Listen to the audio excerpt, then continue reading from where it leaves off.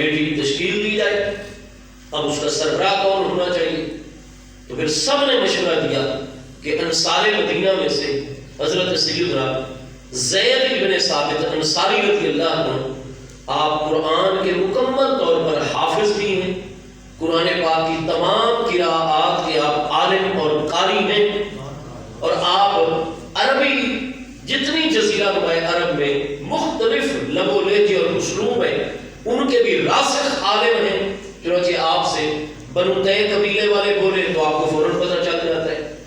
اب آل حجاز مکہ مکرمہ اور مدینہ طیبہ والے لفظ اللہ زی جہاں بولتے ہیں تو بنو طے قبیلے کے جو عرب ہیں وہ تو اللہ زی نہیں بولتے۔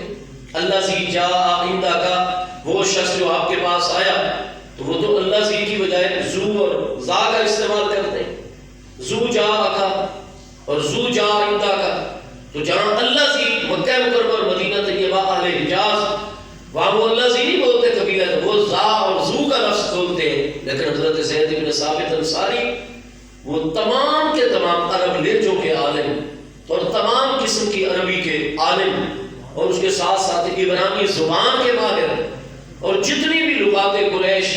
اس کے بھی ماہر، اس کی کتابت کے بھی ماہر، اور پھر جوان سال ہستی پیارے صحابہ کرام انصار مدینہ سے مجتہد عالم، لیکن جوانی کے عالم میں بڑے ان کے اعصاب مضبوط ہیں، ذہنی قوا لفظ عربی زبان میں قوت کی جمع ہے، ذہنی قوت جس کو کہا جاتا ہے علماء کی زبان میں قوائے جسمانی، قوائے عقلی، قوائے روحانی، یعنی روحانی قوتیں، عقلی قوتیں، ذہنی قوتیں، جسمانی قوتیں، ان میں حضرت زید بن ثابت انصاری رضی اللہ عنہ، اور ان کا ایک مسئلے پر حضرت ابن عباس آئے تو ہمارا آپس میں ایک ہی مکتبہ فکر کے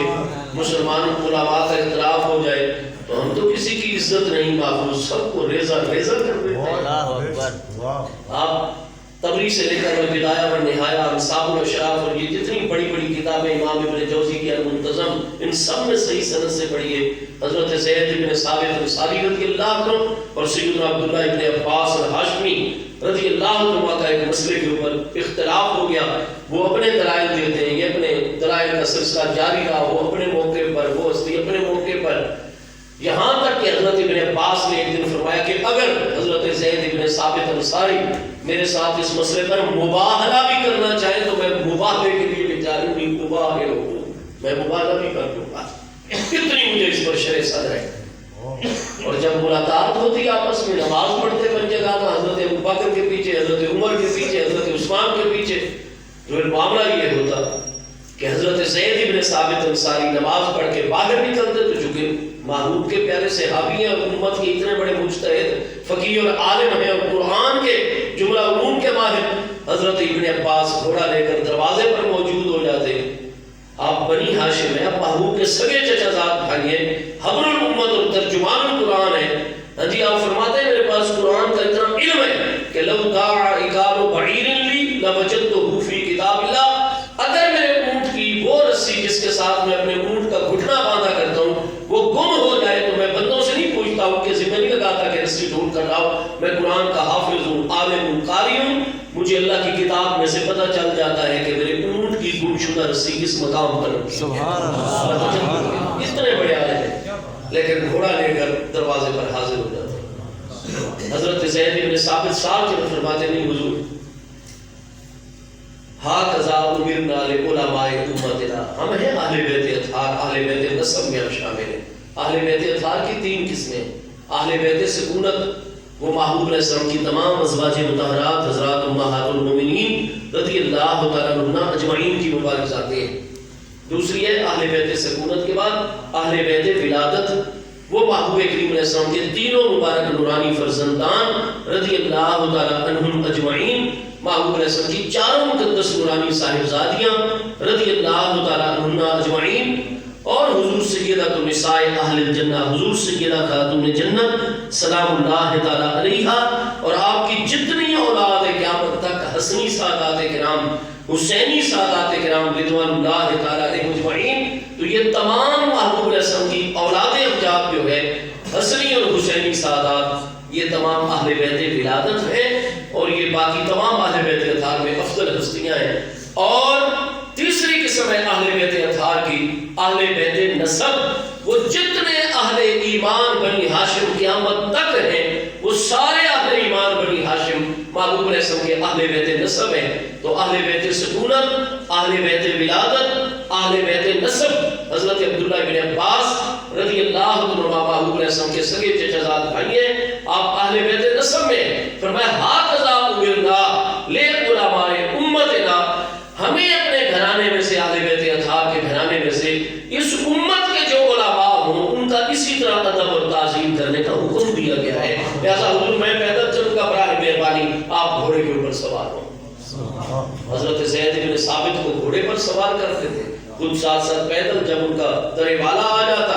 وہ فوراً اترتے اور پھر جلدی سے آ کر، حالانکہ حضرت عبداللہ ابن عباس ان سے عمر میں بہت چھوٹے تھے، محبوب علیہ السلام کے وصال اقدس کے وقت حضرت زید بن ثابت شاید شادی شدہ تھے، لیکن ابن عباس رضی اللہ عنہ محبوب علیہ السلام کے وصال اقدس کے وقت 14 سال کی عمر کے تھے. آپ فرماتے کن تو ناہزن ولست بمحتمل، میں محتلم نہیں تھا، ابھی بالغ نہیں تھا، میں ناہز تھا، قریب البلوغ تھا. تو حضرت زید بڑے تھے، حضرت ابن عباس رضی اللہ عنہ ان سے چھوٹے تھے، لیکن جیسے وہ گھوڑے سے اترتے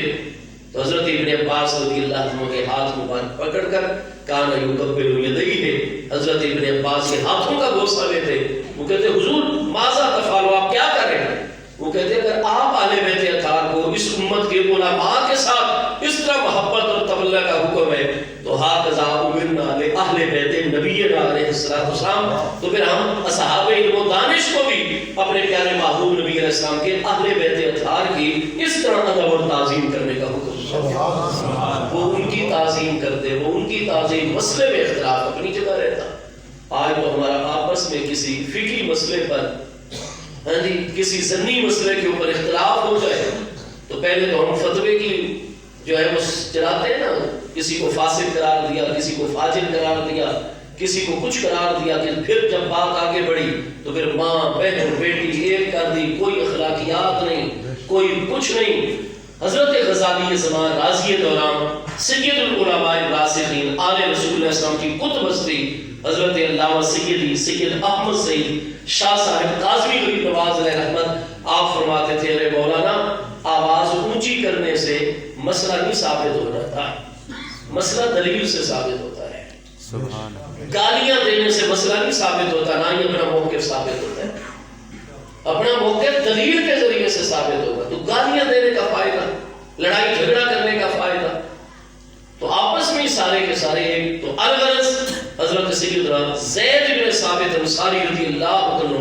قرآن پاک کی قرات کے حوالے سے اور اس خدمت کے حوالے سے تمام انصار و مہاجرین مشیرین جو ہیں حضرت سیدنا صدیق اکبر رضی اللہ عنہ کے، ان سب کا اتفاق ہو گیا کہ حضور یہ خدمت سپرد کی جائے. تو ہم میں سے حضرت زید بن ثابت انصاری رضی اللہ عنہ کے، حضرت امیر المؤمنین ابو بکر صدیق رضی اللہ عنہ نے پیغام بھیج دیا اور اطاعت امیر فرض ہے. حضرت سیدنا زید حاضر خدمت ہو گئے. حضرت خلیفۃ الرسول سیدنا صدیق اکبر رضی اللہ عنہ نے فرمایا یہ آپ ملاحظہ فرما رہے ہیں ہستیوں کو اور آپ کے علم مبارک میں آ چکا ہے میرے بھائی حضرت زید بن ثابت انصاری جو کچھ میدان یمامہ میں ہوا ہے. تو اب طے یہ پایا ہے کہ ہم قرآن پاک کی تدوین کریں گے، لہٰذا یہ قرآن کے ماہرین آپ کے ساتھ ہوں گے، یہ ٹیم آپ کے ساتھ ہوگی اور آپ ان کے انچارج ہیں اور آپ ان کے سربراہ ہیں. آپ کم از کم 2 بندوں کو اپنے ساتھ رکھیں گے اس کمیٹی میں سے. ہر کاتب سے جو ہے آپ جا کر ملیں گے، جتنی اس کے پاس قرآن پاک کی کتابت موجود ہے وہ آپ لیں گے اور وہ ہر ایک آیت کو، ہر ایک واقعہ الہی کو زبانی ہمیں سارا قرآن پاک یاد ہے، یہ خوش آمدید. لیکن کتابت کے لیے آپ کم از کم 2 گواہ جو ہے وہ اس پر طلب کرتے رہیں گے. ہاں جس آیت کے ثبوت کے لیے کسی قاتل کے پاس اگر حضرت خزیمہ بن ثابت انصاری رضی اللہ عنہ ایک بھی آ کر گواہی دیں گے، یہ بخاری دوسری جلد 745 پر الفاظ ہیں. حضرت سیدنا صدیق اکبر رضی اللہ عنہ نے فرمایا ہم میں سے خزیمہ بن ثابت انصاری رضی اللہ عنہ وہ ہستی ہیں کہ الذی جعل شہادتہ کشہادت رجلین، محبوب کریم علیہ السلام نے ان اکیلے کی گواہی کو 2 بندوں اللہ ہی کے برابر قرار دیا ہوا ہے۔ سبحان اللہ۔